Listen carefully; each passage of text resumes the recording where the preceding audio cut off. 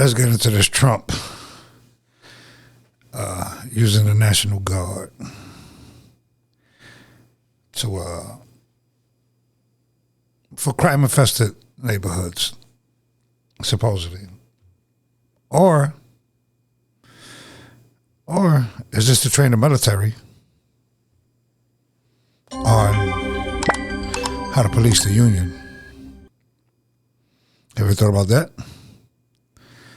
Because the military's not trained for this. It's not what they train for. Let's get into it and see what's going on with this, which was you soon see as martial law. That's what I get out of it.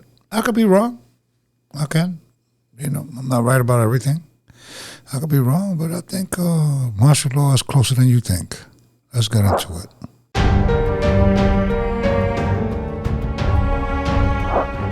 President Trump says the next target for his crackdown on crime and illegal immigration is the city of Chicago. Speaking from the Oval Office, Trump praised the National Guard's efforts in D.C., saying that crime is way down due to the success. He explained that Chicago comes next, then New York City. Take a listen. So, I really am honored that the National Guard has done such an incredible job working with the police. And we haven't had to bring in the regular military, which we're willing to do. We have to. And after we do this, we'll go to another location and we'll make it safe also. We're going to make our country very safe. We're going to make our cities very, very safe. Chicago's a mess. You have an incompetent mayor, grossly incompetent. And we'll straighten that one out probably next. That'll be our next one after this. And it won't even be tough. And the people in Chicago, Mr. Vice President, are screaming for us to come. They're wearing red hats, just like this one, but they're wearing red hats. African-American ladies, beautiful ladies, are saying, please, President Trump, come to Chicago. Please. I did great with the black vote, as you know, and they want something to happen. So I think Chicago will be our next, and then we'll help with New York. And this right here is Mr. President, how you fix the crime is that you put resources in, not just using force and all that. As you know as well as I know, a lot of these guys is breaking the laws and breaking people's rights. I don't agree with crime. I don't. But I am for people's rights. And if you break people's rights, I have a problem with it. I do, personally. If you don't, that's fine with you. I do. You got to do everything in just and in order. And a lot of these people, their rights is being taken away and getting locked up for frivolous crimes, too. So, to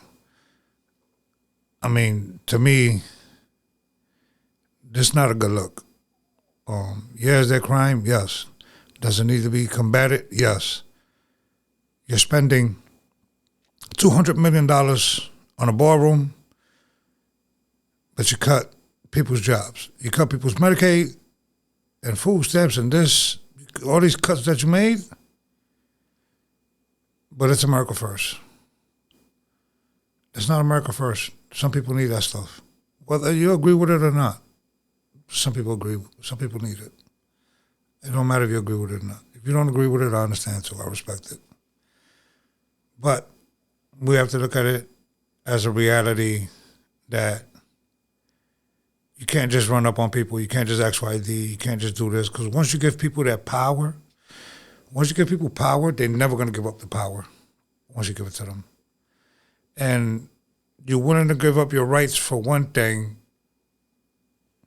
what else they can take from you. But let's continue. Some of the video of the National Guard's involvement in Washington, D.C. The Pentagon confirming those troops will now be armed with guns as they patrol the streets of the nation's capital. Defense Secretary Pete Hegseth calling it, quote, common sense. And we do have this post right here that I want to pop up, as he said that on social media hours ago, along with an article that said Secretary of Defense Hegseth authorizes National Guard troops to carry arms in D.C. Now, nearly 2,000 National Guard members are currently stationed in D.C. as President Trump continues that crackdown on crime. Trump warning that, quote, bad things will happen if D.C. officials do not, quote, immediately stop giving false and highly inaccurate crime figures. There will be a, quote, complete and total federal takeover of the city. Want to pop this up on your screen right here as we do have more developments. The Pentagon confirming to Fox News that up to 1,700 National Guard troops will mobilize in 19 states in the coming weeks to help with the president's crime and immigration plans. Here is a look at those 19 states on your screen, and as you can see, they are scattered all over the map. All of this expected to run through mid-November, with Texas projected to have the most significant National Guard presence. As you can tell, there is so much to discuss here, so I do want to bring in an expert to help break it down. We do have Jeff Wenninger, a retired police lieutenant and the founder and CEO of Law Enforcement Consultants. Thank you so much for taking the time to be here with us today and help to break it. Here go an expert. These experts get it wrong more than anybody else, man. I mean, let's be real. But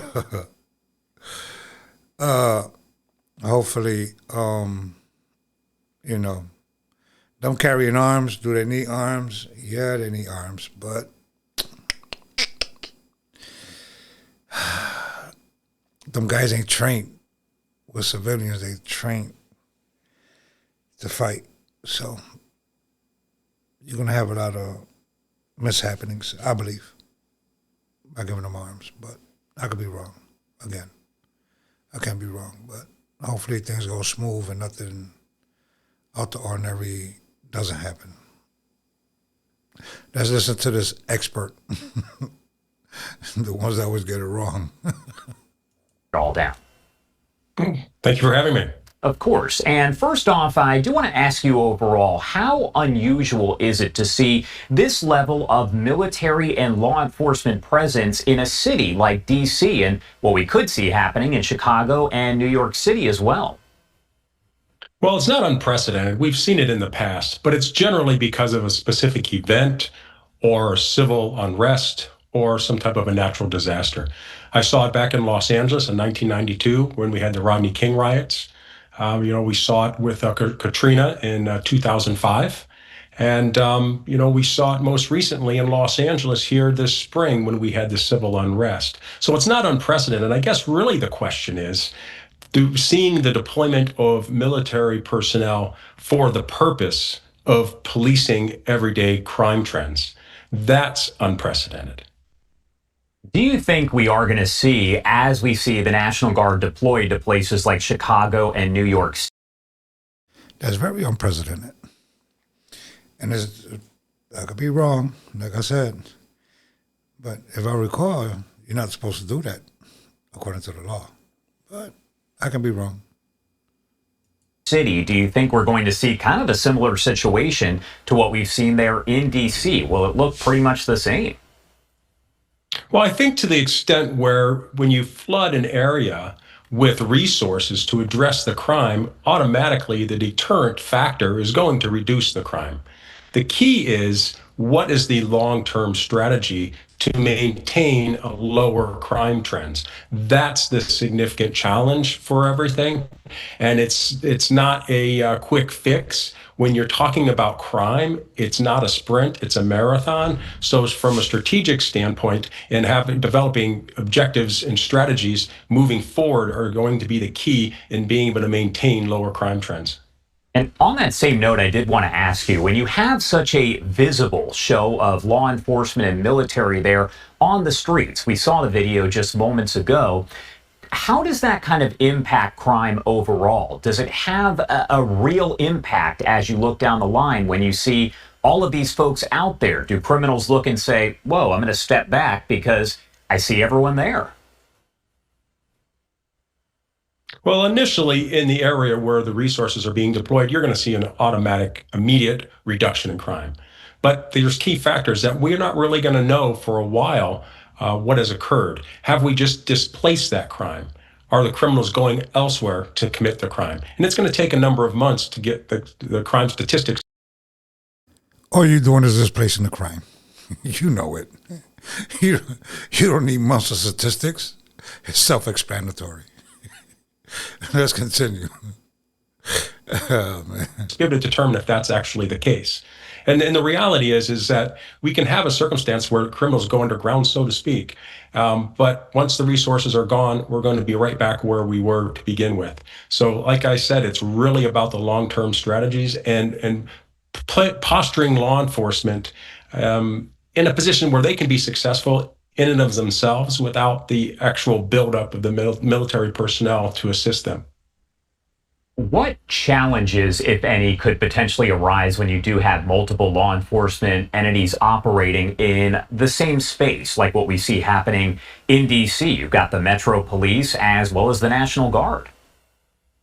Well, primarily you have questions of chain of command. Who do I report to? Who am I taking my orders from?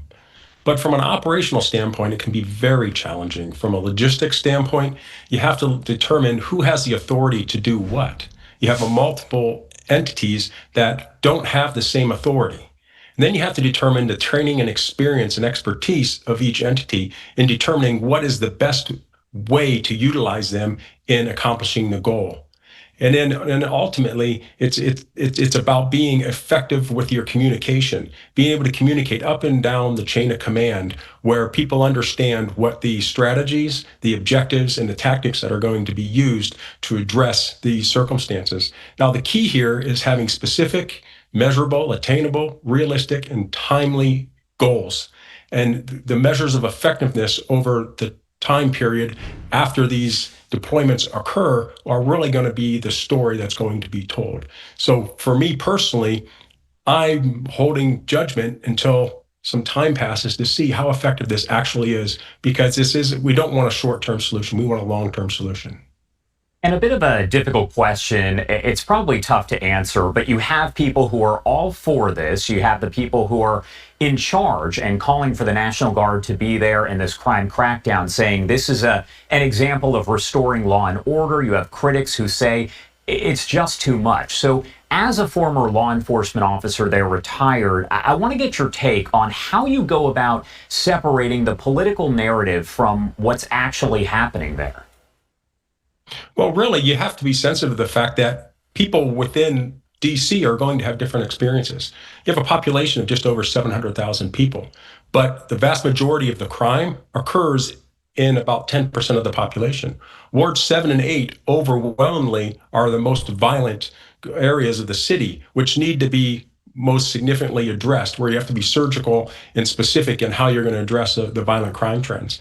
Because if you don't do that, then you're not going to be effective. So the reality is that the people that live in that area, where there's about 73,000 people, just over 10% of the population, is going to have a very different experience with this increased deployment of personnel, because it's going to be their community is going to be policed, versus the people that live elsewhere. Their experience is going to be different, where they're going to see objectively things are cleaner. There appears to be less crime, because it's not always about law enforcement. Can't just focus on crime itself and reducing crime. People have to feel that they're safe as well. So you have a bifurcated responsibility, and it's important that everybody within the community there, all 700,000 people, not only are living in a more safer environment, but that they feel safer. All right, Jeff Wenninger, thank you so much for taking the time to join us and help discuss all this further with your expertise. Anything else you want to add? Anything we missed before I let you go here? No, I just think that this is unprecedented times.